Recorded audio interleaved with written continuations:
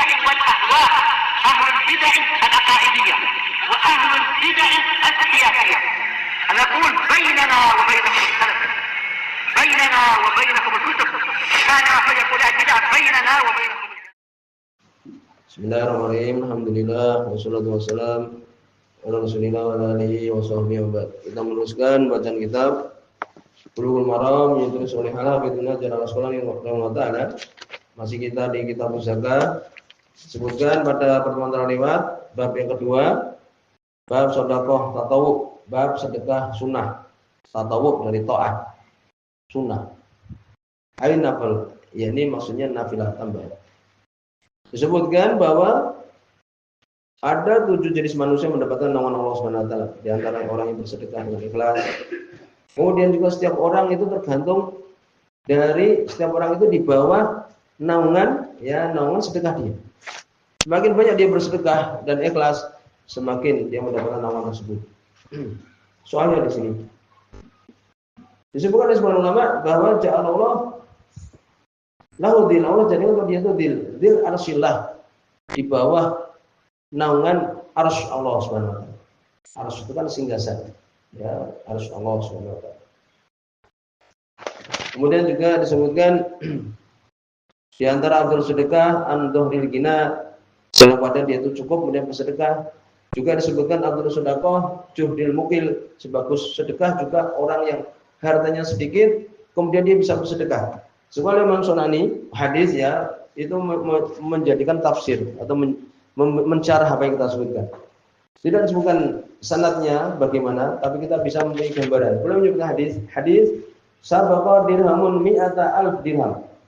Mendahului ya, 1 dirham itu mendahului 100.000 dirham. Kok bisa? Itu tadi. Ada orang bersedekah banyak sekali kalah dengan sedekahnya 1 dirham orang miskin. Jadi mendahului sedekah 1 dirham itu 100.000 ya. Kira-kira mendahului 100.000 dirham. Berarti berapa? 100.000 kali 100.000. 0-nya 5 tambah 5 10. Berapa itu? 10 miliar. 100.000 mendahului 10 miliar. Bagaimana rajulun lahu dirhaman? Seseorang punya 2 dirham. Akhadha ahaduma, dia mengambil salah satunya, fatasaddaqa bihi, bersedekah dengannya. Dia punya 2 dirham. Dia dengan sungguh-sungguh 2 dirham ini, yang 1 dirham dia sedekahkan. Ya, 1 dirham dia gunakan. Akhirnya 1 dirham itu mengalahkan 10 miliar. Ya, 100.000 ini mengalahkan 10 miliar. Nah ini, ya. Jadi kurang lebih ini kan penjelasan dari 2 hadis tadi. Afdhalus shadaqah antarul ghina dan afdhalus shadaqah an juhdil mukil. Kemudian berikutnya hadis yang ke-6. Qala Ramadhana wa anhu, ini masih dari Abu Hurairah radhiyallahu anhu. Hadis ini dibicarakan sebagian ulama menghasankan hadis ini. Ya, menghasankan, tapi ulama di sini adalah dhaif. Situ ada rawi Muhammad bin Ajlan, Ustalatat alaihi hadis Maqburi. Ini hadisnya dari Said al-Maqburi itu jadi ikhtilat, bercampur baur. Ya, setelah umurnya menjadi tua, kadang kan terkena pikun dan semisalnya.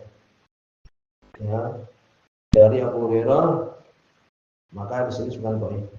Muhammad Ajlan ini sebutkan dia lahir di perut ibunya itu 2 tahun, sebutkan di dalam perut ibunya 2 tahun. Keluar itu dia punya gigi. Sebutkan Muhammad Ajlan dia asalnya hasanul hadis.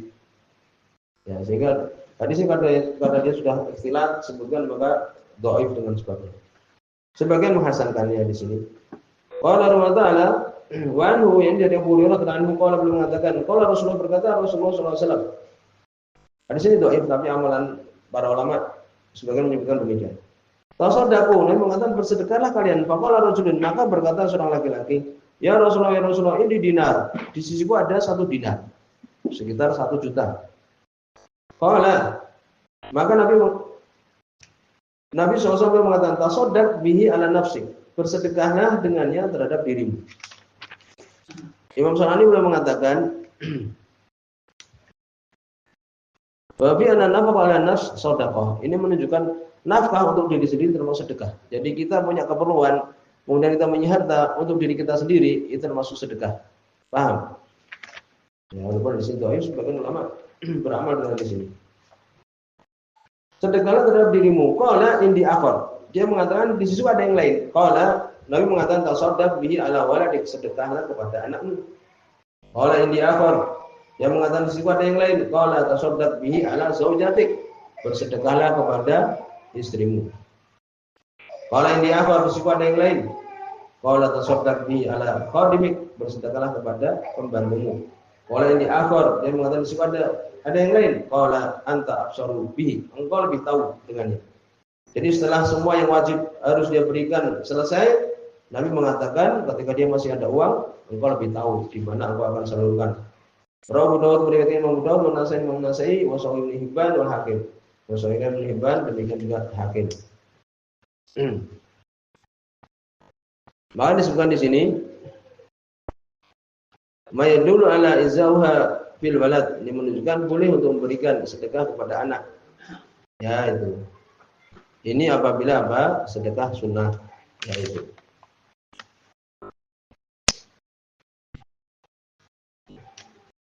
Kemudian juga disebutkan bahwa di riwayat Imam Muslim disebutkan di situ kepada istri, memberikan sedekah kepada istri. Kemudian juga disebutkan oleh Imam Sunani wa ana yabda biha, didahului dengan dirinya, tsumma ala zaujah, kemudian atas istri, kemudian atas anak, kemudian atas budak yang dia miliki atau pembantu yang dia miliki, tsumma haitsu syaa, kemudian setelah itu kalau yang wajib sudah selesai, dia bersedekah terhadap apa yang dia inginkan. Itu. Berikutnya hadis yang ke-7. Wa Aisyah, dari Aisyah radhiyallahu anha, ini hadis Bukhari Muslim, tentang bolehnya seorang istri bersedekah dari harta suaminya. Tapi disebutkan para ulama syaratnya bahwa suaminya itu mengizinkan atau diketahui dengan kebiasaan suaminya ini mengizinkan. Kalau suaminya itu kelihatannya pelit, ya, kemudian dia bersedekah dengannya, maka tidak boleh. Ya, kalau istri ini mengetahui suaminya itu pelit, ya, sulit mengeluarkan uang, kemudian dia ambil uangnya disedekahkan, maka tidak boleh. Dia tidak dapat pahala malah. Dia malah berdosa. Jadi apa yang disebutkan di sini apabila suaminya meridhoi. Dari Aisyah radhiyallahu anha pernah mengatakan, kalau Nabi berkata, Nabi sallallahu alaihi wasallam di Bukhari Muslim ini, idza anfaqatil mar'ah, apabila seorang perempuan berinfak, ini seorang istri berinfak, bersedekah, min ta'ami baitiha, dari makanan di rumahnya, ghairu mufsidatin, dengan tidak mufsidah, tidak merusak. Dia bukan seorang perusak. Sebutkan maknanya di sini bisa ta'ayyakuna dzalika bighairi idrar, syaratnya itu bukan membahayakan, yaitu bersedekah yang sampai dia tidak membahayakan, sampai di rumah enggak ada makanan, itu termasuk apa? Membahayakan. Jadi apabila seorang perempuan, seorang istri dia berinfak dari makan rumahnya dengan tidak membahayakan, kana laha ajruha, maka untuknya pahalanya.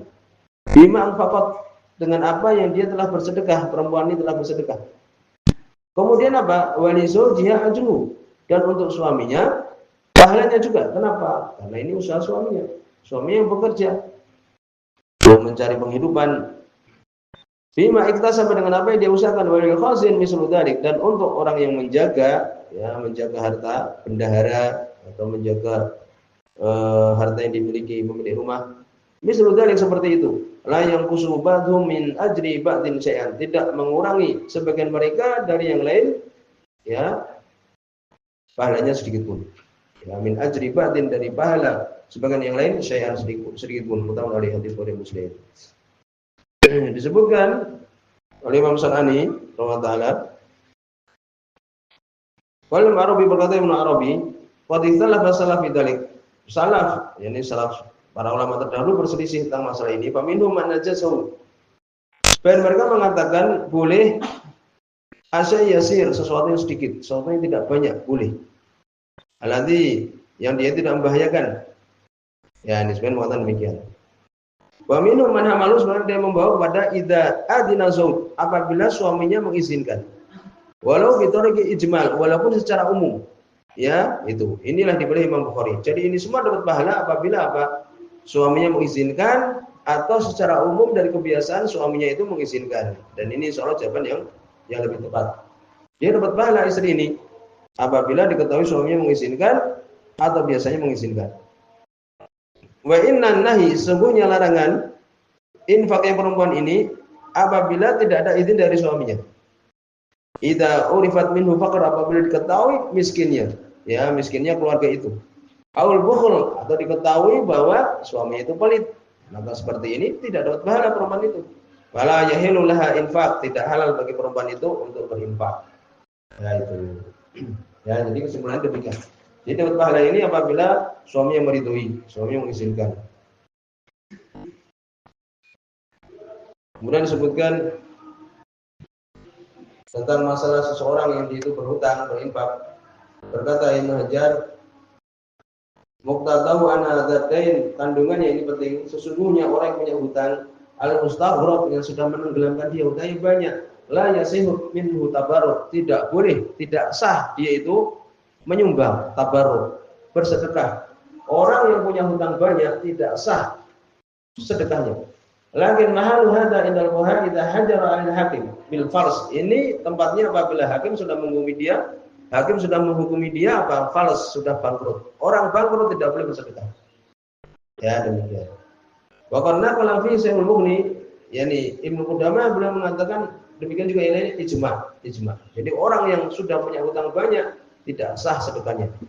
Apalagi ya bahwa hakim telah menghukumi dia bangkrut. Orang bangkrut tidak sah sedekahnya.